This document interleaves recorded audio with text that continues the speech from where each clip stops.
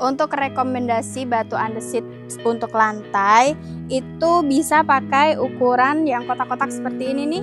Ini kotak-kotak kecil ukuran 10 x 10 dengan ketebalan 2 cm.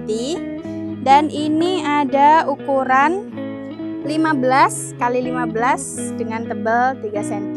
Atau juga kalian bisa pakai nih yang ukuran besar. Ini ada ukuran persegi panjang yaitu 30 x 60 dengan ketebalan 3 cm.